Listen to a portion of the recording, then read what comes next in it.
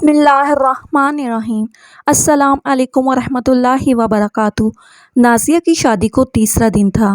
آدھی رات کے وقت آنکھ کھلی، شوہر کمرے میں نہیں تھا اور نیچے کی منزل سے شور شرابے کی آواز آ رہی تھی۔ حیرت سے دوپٹہ سنبھالتی میں ٹیرس کے قریب گئی اور نیچے جھانک کر دیکھا تو دل تھام لیا، کیونکہ نیچے تو سب مرد و خواتین نے اپنے لباس۔ دوستو، آج کا جو واقعہ میں آپ کے سامنے بیان کرنے جا رہی ہوں، یہ ایک سچی کہانی ہے۔ لاہور میں رہنے والی ہماری ایک بہن کے ساتھ پیش آیا۔ یہ کہانی ہو بہو وہی ہے جس طرح اس لڑکی کے ساتھ پیش آئی۔ اس میں صرف لڑکی کا نام بدل دیا گیا ہے۔ نازیہ 3 بھائیوں کی اکلوتی بہن تھی۔ تینوں بھائی بڑے تھے اور نازیہ چھوٹی تھی۔ تینوں بھائی شادی شدہ تھے اور اپنے بیوی بچوں کے ساتھ علیحدہ علیحدہ گھروں میں مقیم تھے۔ بس سب سے چھوٹا بھائی جو تیسرے نمبر پر تھا اور نازیہ سے بڑا تھا، وہ اپنے والدین کے ساتھ مقیم تھا اور اب شادی کی باری نازیہ کی تھی۔ والدین اس کے لیے رشتہ دیکھ رہے تھے۔ نازیہ بے حد خوبصورت، سرخ و سفید رنگت کی مالک، لمبے قد کی پیاری سی لڑکی تھی۔ رشتے کی تلاش شروع ہوئی تو چند رشتے دیکھنے کے بعد نازیہ کے والدین کو فہیم کا خاندان ملا۔ فہیم کا تمام خاندان جرمنی میں مقیم تھا۔ سارا خاندان والدین سمیت پڑھے لکھے تھے اور ان کا ایک گھر لاہور میں بھی تھا، جہاں وہ صرف رمضان المبارک کے مہینے میں آیا کرتے تھے اور پورا رمضان یہاں گزار کر عید کرنے کے بعد واپس جرمنی چلے جایا کرتے تھے۔ نازیہ کے ماں باپ کو یہ رشتہ پسند آیا۔ یہ لوگ بہت پسند آئے۔ نازیہ کی ماں اور بھائی ان لوگوں سے ملے، وہ پڑھے لکھے لوگ تھے اور سب سے بڑی بات جو نازیہ کے والدین کو پسند آئی وہ یہ تھی کہ وہ بیرونی ملک سے پاکستان آتے تھے رمضان گزارنے کے لیے۔ لیکن صرف ایک چیز تھی جو نازیہ کے والدین اور اس کے بھائیوں کے دل میں کھٹک رہی تھی، وہ تھی اکلوتی بہن کو، اکلوتی بیٹی کو بیرونی ملک بھیج دینا۔ خیر، یہ رشتہ دیکھ تو لیا تھا، مگر نازیہ کے والدین ابھی تک شش و پنج کا شکار تھے، اس لیے فہیم کے خاندان کو کوئی بھی جواب نہ دیا۔ چند دن گزرے تھے کہ فہیم کے گھر والے ایک بار پھر سے نازیہ کے گھر آ پہنچے۔ نازیہ کے والدین نے اس بار کھلے لفظوں میں اپنے دل میں موجود خدشے کا اظہار کیا۔ یہ بات سن کر فہیم کے گھر والے مسکرائے اور کہا کہ آپ فکر ہی مت کیجیے، ہم آپ کی بیٹی کو اپنی بیٹی بنا کر رکھیں گے، اور رہی بات پاکستان یا بیرون ملک کی تو یہ ہمارے لیے کوئی معنی ہی نہیں رکھتا۔ آپ دیکھ چکے ہیں کہ ہم پورا رمضان کا مہینہ پاکستان میں گزارتے ہیں، تو اسی طرح ہم اکثر نازیہ کو آپ سے ملانے کے لیے لے آیا کریں گے۔ خیر، انہوں نے کسی نہ کسی طرح نازیہ کے ماں باپ کو مطمئن کر ہی لیا اور یوں نازیہ اور فہیم نے ایک دوسرے کے نام کی انگوٹھی پہن لی۔ 6 ماہ بعد شادی کی تاریخ بھی طے پا گئی۔ فہیم کے گھر والے تو واپس جرمنی جا چکے تھے، انہوں نے شادی سے 1 ماہ پہلے پاکستان واپس آنا تھا، لیکن نازیہ کے گھر شادی کی تیاریاں خوب دھوم دھام سے جاری تھی۔ گو کہ فہیم کے گھر والوں نے صاف الفاظ میں جہیز لینے سے منع کر دیا تھا۔ انہوں نے کہا تھا کہ جب ہم نے پاکستان رہنا ہی نہیں تو جہیز کا کیا کریں گے، مگر نازیہ کے والدین نے پھر بھی مختصر سا جہیز اپنی بیٹی کے لیے بنایا تھا، جو کہ وہ ساتھ لے جا سکے، جن میں کپڑے اور زیورات تھے، اور یہاں پاکستان میں نازیہ کے کمرے کے لیے فرنیچر بھی تھا۔ نازیہ کے والدین اور اس کے بھائیوں نے اپنی اکلوتی بیٹی کی شادی پر دل کھول کر خرچ کیا، اسے بڑی دھوم دھام سے رخصت کیا۔ نازیہ فہیم کے سنگ رخصت ہو چکی تھی۔ شادی کے 15 دن تک وہ لوگ پاکستان ہی رہے۔ پہلے 15 دنوں میں تو بظاہر سب کچھ ٹھیک ہی معلوم ہو رہا تھا، اور پھر 15 دن بعد یہ ساری فیملی جرمنی کے لیے روانہ ہو چکی تھی۔ نازیہ بھی ان کے ساتھ ہی تھی۔ ایک طویل فلائٹ کے بعد یہ پورا خاندان جرمنی پہنچ چکا تھا۔ گھر میں داخل ہونے کے بعد نازیہ نے گھر کا جائزہ لیا۔ فہیم کے ماں باپ اور اس کی ایک بہن کے ساتھ نیچے والے پورشن میں رہائش پذیر تھے، جبکہ فہیم اور نازیہ کے رہنے کا انتظام اوپر والے پورشن میں کیا گیا تھا۔ نازیہ اپنے شوہر کے ساتھ اوپر والے پورشن میں آ گئی۔ نہا دھو کر کچھ دیر آرام کرنے کے لیے لیٹ گئے اور پھر یوں ہی اور رفتہ رفتہ دن گزرنے لگے۔ تقریباً جرمنی آئے ہوئے نازیہ کو تیسرا یا چوتھا دن تھا جب رات کے وقت اچانک اس کی آنکھ کھلی۔ آنکھ کھلنے کی وجہ شور شرابے کی آواز تھی۔ کمرے میں ہلکی سی روشنی تھی۔ نازیہ اٹھ کر بیٹھ گئی، کمرے میں چاروں طرف نظر دوڑائی تو اس کا شوہر وہاں موجود نہیں تھا۔ نازیہ وہیں بیٹھے ہوئے उस शोर शराबे की आवाज़ पर गौर करने लगी और सोचने लगी कि आखिर ये आवाज़ कहाँ से आ रही है। कुछ सोचते हुए और ये देखने के लिए कि आवाज़ कहाँ से आ रही है, नाज़िया अपने बिस्तर से नीचे उतरी, कमरे का दरवाज़ा खोला और बाहर निकल आई। सीढ़ियों के पास होकर उसने रेलिंग से नीचे झांका, क्योंकि शोर की आवाज़ नीचे से आ रही थी, लेकिन नीचे नज़र आने वाले मंजर ने जैसे नाज़िया के कदमों को जकड़ लिया था। उसका सांस अटकने लगा। वो हैरान नज़रों से खुली आंखों से ये मंजर देख रही थी, कदम वापस पलटने से भी इनकार कर रहे थे। वो जैसे अपनी जगह पर जम चुकी थी। वो हैरान परेशान नज़रों से ये सब देख रही थी और सोच रही थी, ये क्या हो रहा है। ये वही लोग हैं जो इतने पढ़े लिखे और इतने दीन के करीब थे कि रमज़ान गुजारने के लिए पाकिस्तान जाया करते थे। तो फिर ये सब क्या है।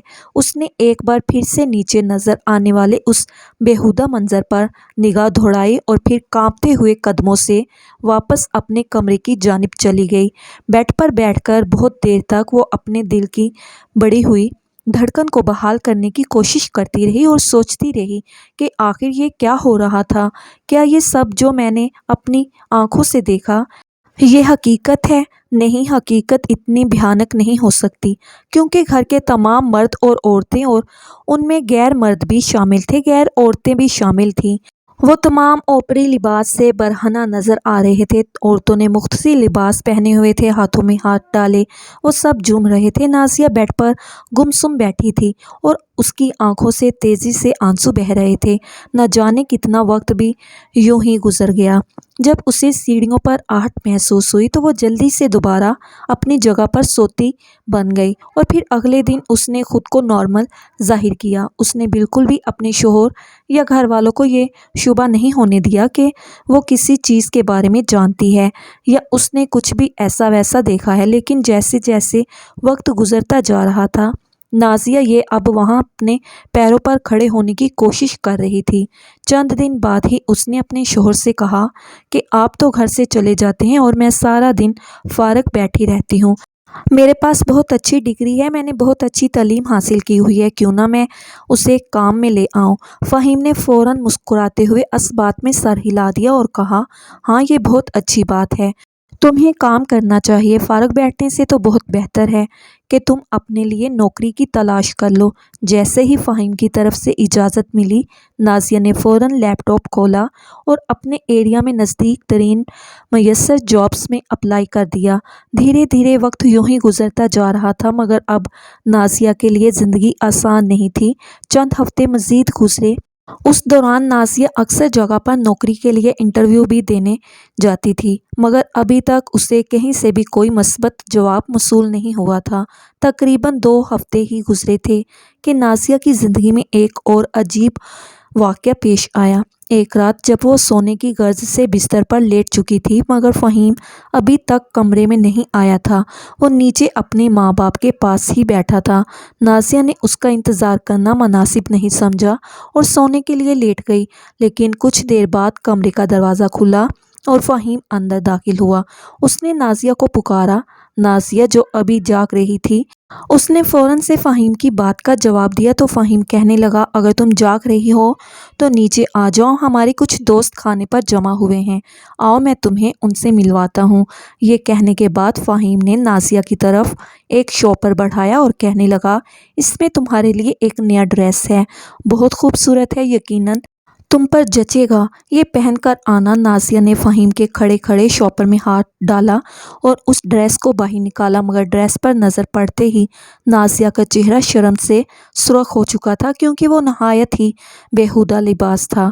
नाज़िया ने फ़ौरन अपने शोहर की तरफ हैरान नज़रों से देखा और कहा, मैं ये नहीं पहन सकती।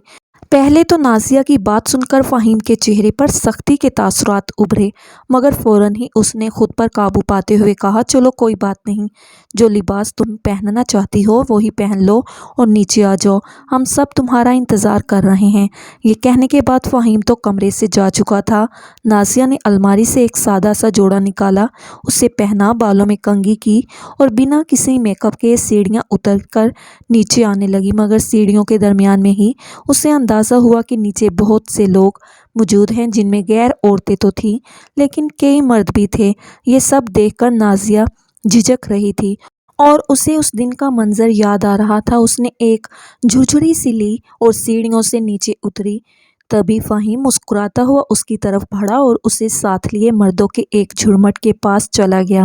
ایک شخص کی طرف اشارہ کرتے ہوئے کہنے لگا، hello sir, meet my wife Nazia.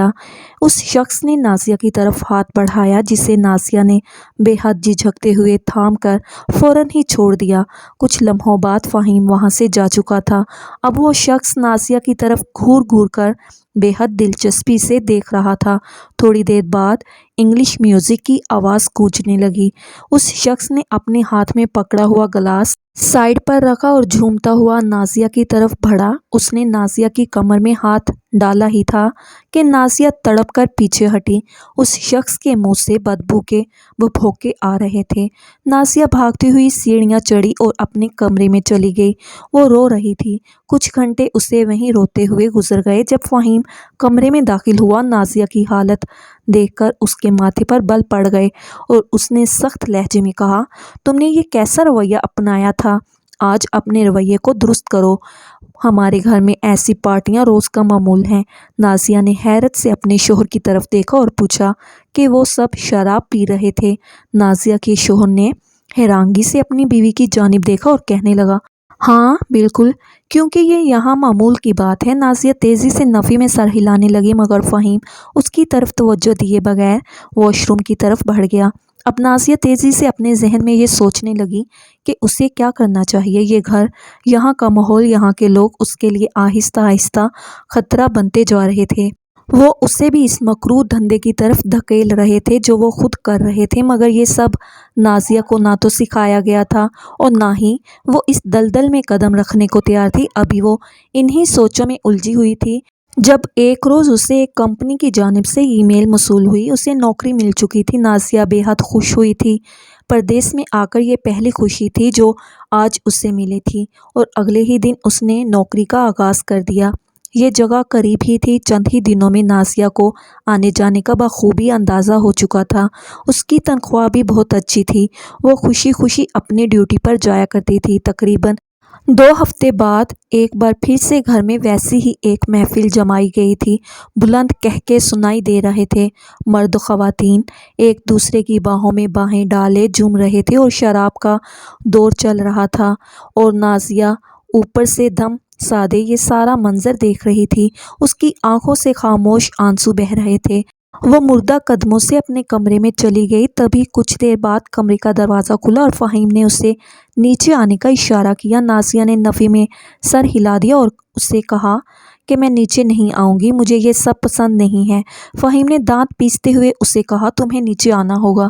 وہ سب ہمارے مہمان ہیں اور اپنی یہ دقیانوسی سوچ ذہن سے نکال پھینکو اور اچھی طرح سے تیار ہو کر نیچے آؤ، میرے باس تم سے ملنا چاہتے ہیں۔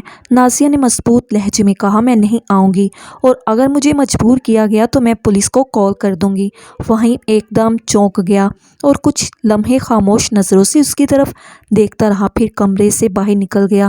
نازیہ پڑھی لکھی تھی۔ وہ اچھی طرح سے جانتی تھی کہ اپنے حقوق کا استعمال کیسے کرنا ہے اور وہ یہ بھی جانتی تھی کہ بیرون ملک میں کوئی کسی پر سختی نہیں کر سکتا، پھر چاہے وہ آپ کا باپ یا آپ کا شوہر ہی کیوں نہ ہو۔ اور پھر اسی رات گھر میں خوب ہنگامہ ہوا۔ محفل ختم ہونے کے بعد فہیم جب کمرے میں آیا تو اس نے 2 ٹوک انداز میں نازیہ سے کہا کہ اگر تم میرے ساتھ قدم سے قدم ملا کر چل سکتی ہو تو ٹھیک ہے، ورنہ تمہیں اجازت ہے، تم اس گھر سے جا سکتی ہو، میں تمہیں ڈائیورس دے دوں گا۔ کچھ لمحے سوچنے کے بعد نازیہ نے گہری سانس لی اور کہا، ٹھیک ہے، مجھے ڈائیورس تو منظور ہے مگر یہ سب نہیں جو آپ لوگ کر رہے ہیں۔ فہیم نے کھڑے کھڑے نازیہ کو طلاق دے دی اور اسے کہا کہ تمہیں چند دنوں میں ڈائیورس کے پیپرز مل جائیں گے، اب تم یہاں سے جا سکتی ہو۔ نازیہ نے خاموشی سے ایک مختصر سا بیگ پیک کیا اور اس گھر سے نکل آئی۔ اس تمام عرصے کے دوران نازیہ کی اپنے والدین سے بات چیت بھی ہوتی رہتی تھی، لیکن اس نے کبھی بھی اپنے والدین کو بھنک تک نہیں لگنے دی تھی کہ وہ پریشان ہے یا اس کے ساتھ اس گھر میں کیسا سلوک کیا جا رہا ہے۔ اس رات وہ فہیم کا گھر چھوڑ کر نکل آئی اور اس نے اپنے ایک دوست کے گھر کا رخ کیا جو آفس میں اس کے ساتھ کولیگ تھی۔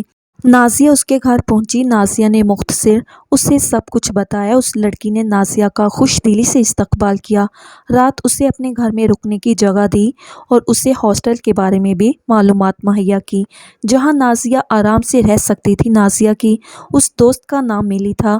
ملی انگریز لڑکی تھی، مگر ملی اور اس کے گھر والے بہت ہی اچھے اخلاق کے مالک تھے۔ ملی کی ماں کو جب نازیہ کے بارے میں علم ہوا اور انہیں ساری بات بتائی گئی تو وہ بھی افسوس کا اظہار کرنے لگیں اور اگلے چند دنوں میں نازیہ نے ملی کے ساتھ مل کر ہاسٹل میں اپنے لیے ایک کمرہ بک کروا لیا۔